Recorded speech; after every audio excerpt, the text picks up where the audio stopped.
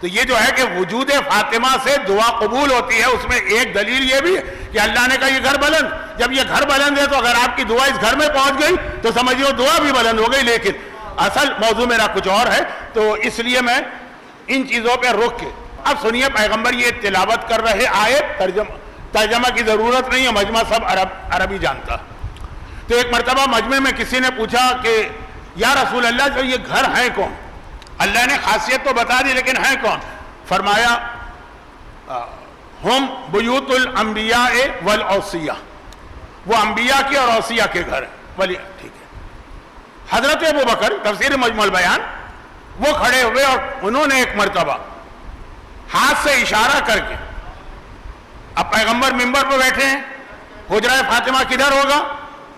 نہیں ادھر ہوگا، ادھر جو مسجد نبوی میں گئے نا منبر پہ اگر کوئی بیٹھے، میرے ذہن میں کنفیوژن آ گیا کہ اگر کوئی منبر کی طرف رخ کر کے بیٹھے جیسے آپ بیٹھے تو ادھر میرا ہاتھ چلا گیا. نہیں، منبر پہ بیٹھے جی، یہ حجرہ فاطمہ، اتنا ہی فاصلہ بھی ہوگا جیسے یہاں سے اس دروازے کا. حضرت ابو بکر نے اشارہ کیا اور کہا کہ یا رسول اللہ کیا یہ گھر بھی اس میں شامل ہے جو آپ نے کہا نا کہ وہ بلند گھر جن کی قرآن تعریف بھی کر رہا ہے، یہ کہہ رہا ہے اس میں نور ہے اللہ کا، تو وہ انبیاء اور اوصیاء کے گھر ہے، تو کیا یہ گھر اس میں شامل ہے؟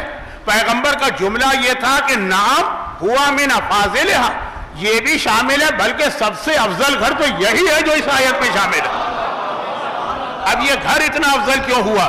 اینٹوں کی وجہ سے، لکڑی کی وجہ سے، جو اس کے اندر جو بھی اس زمانے کا پلاسٹر یا سیمنٹ ہوگا اس کی وجہ سے؟ جی نہیں، وجود سیدہ کی وجہ سے.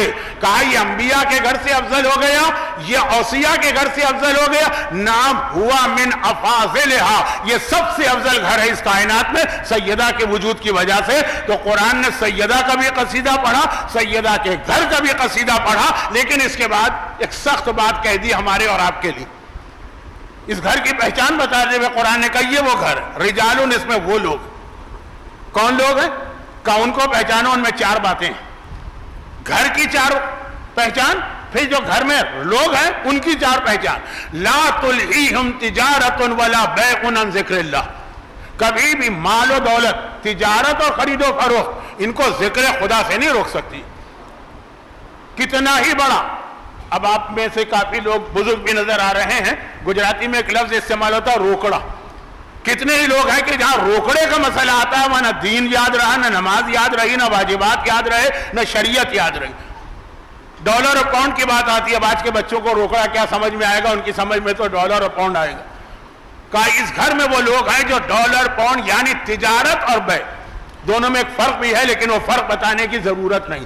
وہ لوگ ہیں کہ جو ذکر خدا سے نہیں رکتے ہیں، چاہے کتنی ہی بڑی تجارت اور کتنی ہی بڑی بیع کیوں نہ ہو. سورہ جمعہ کی آخری آیت میں کیا؟ سورہ جمعہ کی آخری آیت میں وہ پیغام ہے جو کل کے T20 میچ کے لیے، وَإِذَا رَأَوْا تِجَارَةً أَوْ لَهْوًا انفَضُّوا عَلَيْهَا. اے رسول یہ تمہارے پیچھے کھڑے ہوئے لوگ ایسے جہاں پیسے کی بات آ جائے، کھیل تماشے کی بات آ جائے تمہیں چھوڑ کے بھاگ جاتے ہیں.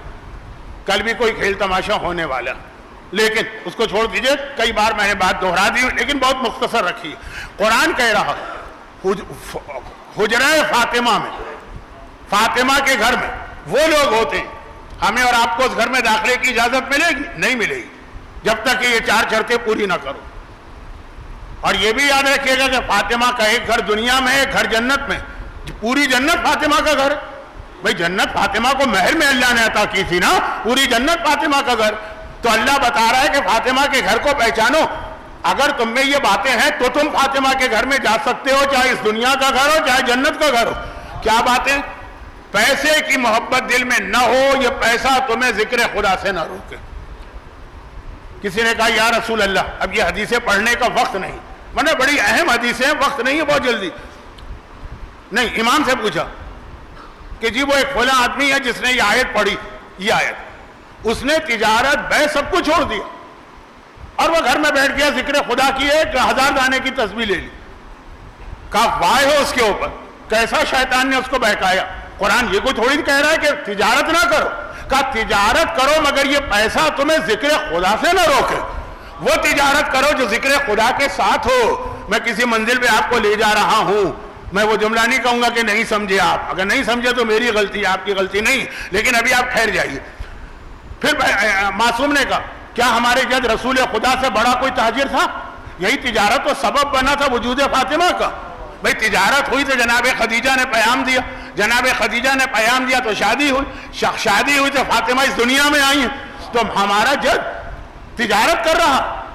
اگر تجارت بنا ہوتی قرآن کہیں نہیں کہہ رہا. دیکھیں یہ ہیں الٹی کھوپڑی کے لوگ جو اپنی عقل سے قرآن سمجھنا چاہتے ہیں، نتیجے میں قرآن سمجھنے کے بجائے قرآن کے خلاف ہو جاتے ہیں. جلدی جلدی فاطمہ کے گھر میں کون جائے گا؟ آپ کو جانا تو سن لیے اصول.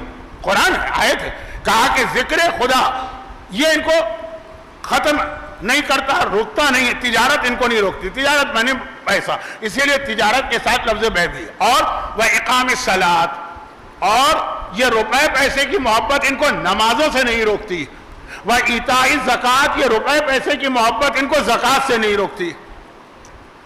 دیکھیں کتنے ہی لوگ ہیں جو بڑے پابند نماز تھے، خمس کے نام پہ ان کی جان نکلتی. اور اب اگر کسی طرح سے خمس دیتے بھی ہیں نا تو ان کا طریقہ کار سمجھ لیجیے، کوشش کرتے ہیں جتنا خمس مرضیے کو دیں اس سے زیادہ واپس مرضیے سے کھینچ لیں. کسی کو پرمیشن چاہیے، کسی کو اجازت چاہیے، کسی نے کہ اپنے پروجیکٹ چل رہے ہیں، اس میں اچھے لوگ بھی.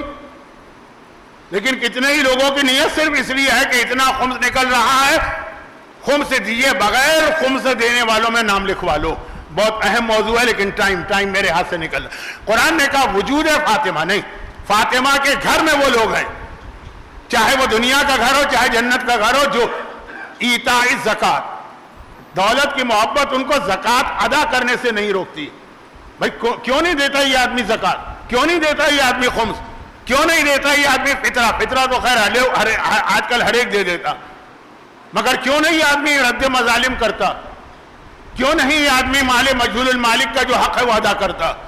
لوگ کہتے ہیں مولانا حق تو بعد میں ادا کرے، ہم کو تو یہی پتہ نہیں مجہول المالک کون ہے.